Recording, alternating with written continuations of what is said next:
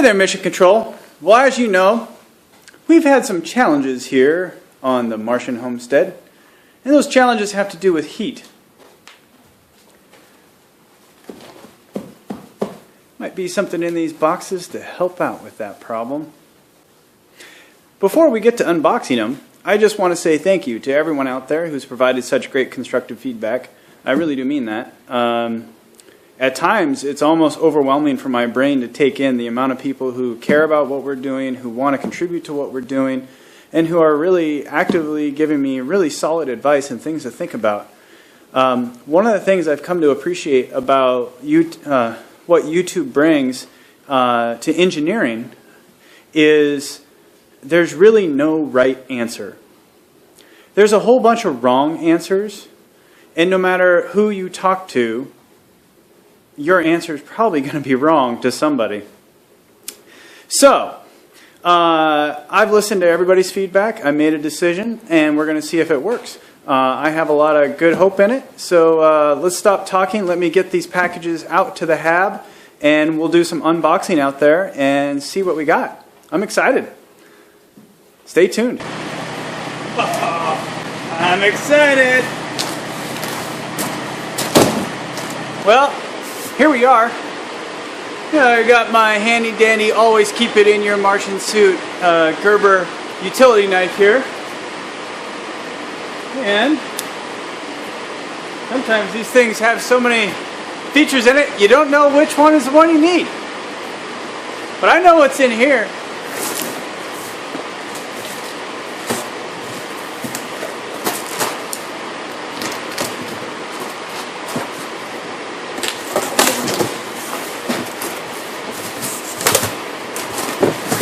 Okay, they put a box in a box.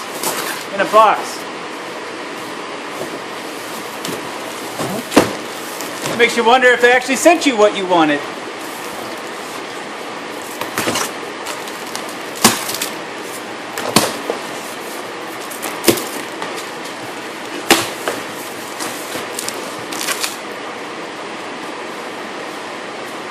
Okay.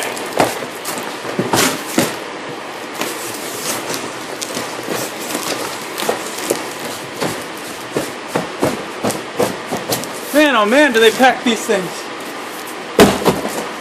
Okay. Well, what do we got here? Could it be the solution to all my problems? Okay, well apparently it's as easy as fill, plug it in, turn it on, and start heating. Got ourselves a Dynaglow Deluxe diesel heater. It's not just diesel, of course. It works off kerosene, a whole bunch of different multi-fuel types. Some of you subscribers out there mentioned that. That was part of the decision-making process here. I'm going to get this thing unboxed, and then we're going to talk a little bit about why I chose this particular option. Because as you know, as you all pointed out, there's a whole lot of different ways that I could have done this. So let's get it unboxed, see what it looks like.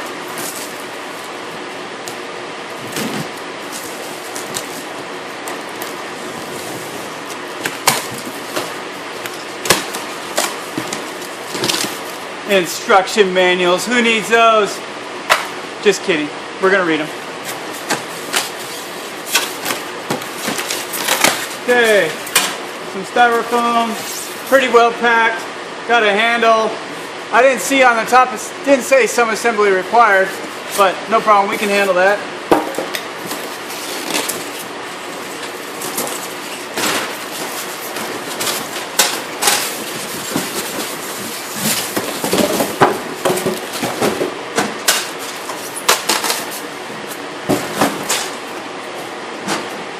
Okay, here we go. 50,000 BTUs. Looking really good. Nice easy power switch. Fuel system's in the back. Has a little gauge on it there to help with how much time you have left to burn. Lots of warnings. Always nice to see warnings. Easy instructions. Pretty light, pretty easy to move around. I really like the fact that the tank's on the bottom there. Very self-contained. So,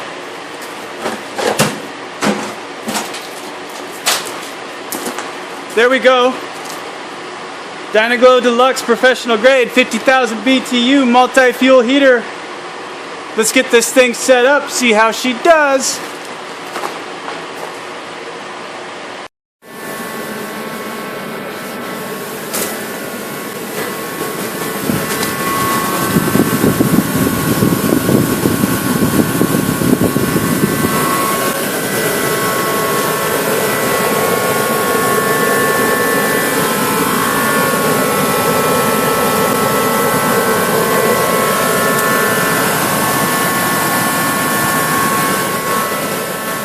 Okay, we've been running for about 3 minutes now.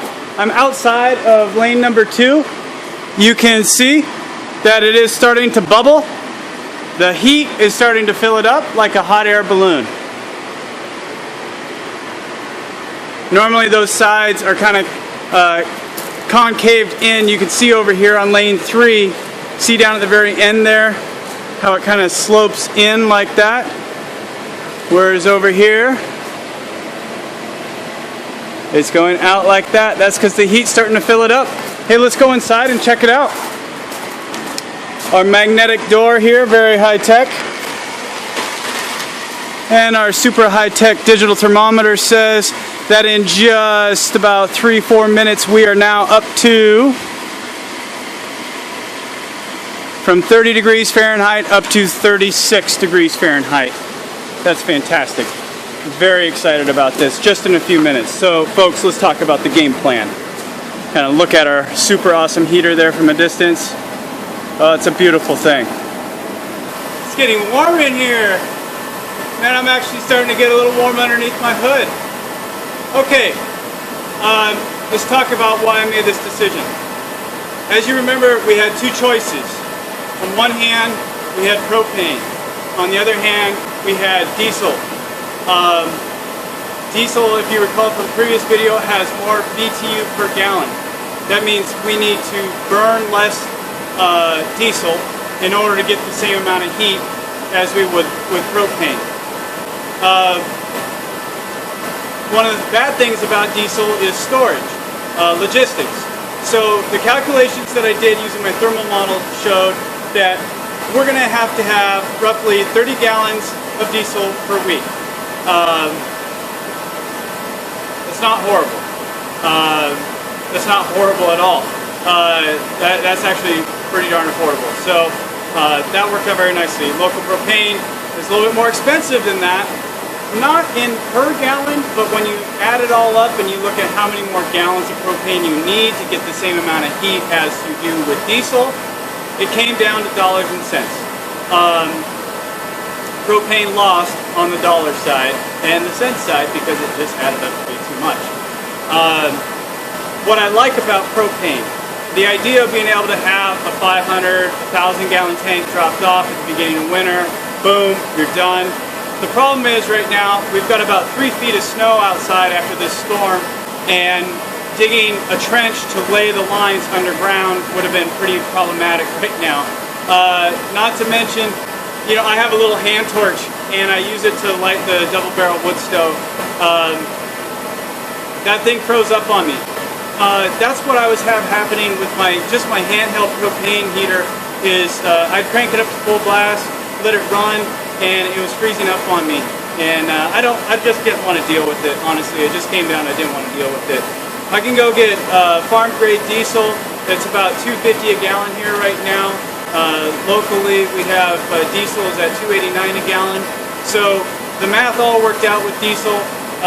Right now, it's actually really nice in here. There's no smoke.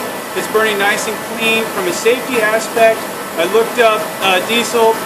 One of the things I wasn't strong with when I was going through school was chemistry. So I went back, looked at the equations, and the main byproducts of diesel burning are not carbon monoxide.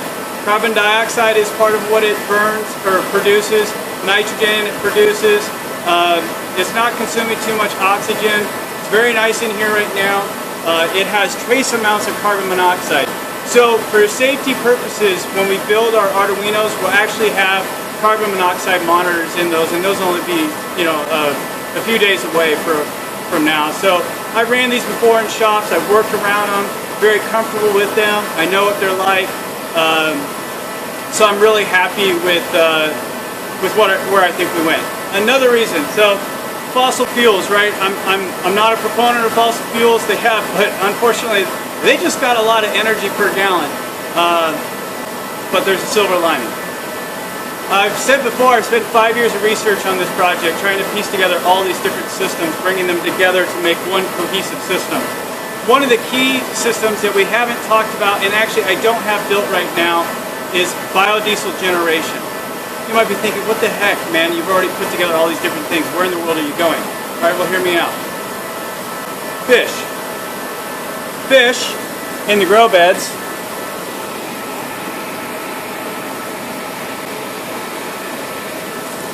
create manure, which comes up into the grow beds, and then the plants eat the manure, and then the plants clean the water for the fish. So the fish provide what the plants need, the plants provide what the fish need, clean water. How do we feed the fish? I'm going to talk about fish food in another episode, but let me get to this point. Minnows are what trout want to eat, protein. Trout are meat eaters, they need protein. I don't want tilapia. Tilapia are herbivores, they just eat plants, that's great, but I don't like tilapia, they need warm water. We're not a warm water climate, so trout it is, they need protein, bottom line. So we need minnows. Minnows we raised, we got them to lay eggs in our experiment in the house when we first did all this. And guess what minnows eat? Algae. So if I grow algae, which apparently I'm very good at, I mean our pool gets algae in it every single year. We have an above ground pool. And it's very easy to grow algae in that. So if we move indoors, grow the algae we need, we can feed the minnows. But a byproduct of algae, inside of each algae cell, use this rock as an example, inside of algae, if you can crack it open, is a little piece of fat. A lipid is what it's called. And that fat is vegetable oil. That's right, the same thing that you buy in a store. The same thing that they use at McDonald's or Burger King or any other fast food joint to fry your potatoes in. They still use that, but that's what they usually use, vegetable oil. The same thing that people are going, picking up, cleaning, and what are they turning it into? Biodiesel. That's right, from algae, cracking it open, getting that piece of fat out, you can turn that piece of fat into biodiesel. Now the math says you need a lot of algae. And when I first did all this, the reason we're not doing it is because I was doing big plans to convert my truck over and run on biodiesel, or to have a diesel truck and put biodiesel in it. Couldn't produce enough. Just you need a huge facility. But if I only run this heater, and this is the plan, to only run this heater 15 minutes every hour when the temperature requires it. That means over summer I can batch load biodiesel storage. I can get that biodiesel made through the process of making biodiesel, which hopefully this summer we'll be able to talk about together, and actually store it. Then come winter, I can burn it. I never thought of that concept of operation, con-op. That particular con-op wasn't even on my radar because I was trying to get the energy for my truck. I wasn't thinking about heating a building. So that's the game plan. That's why I chose to go with the diesel heater. I can go back to my original design. I can get my sustainable food for the trout. I can feed the trout minnows. Minnows eat algae. I can grow the algae, and during the summer, when I have tons of algae because there's lots of heat outside, I can store it. I can convert it into biodiesel, and I can store it for winter, and then I can run the heaters like I want. That's the game plan right now, but we all know how plans go, especially with me. They're great until you actually start executing. Then they fall apart.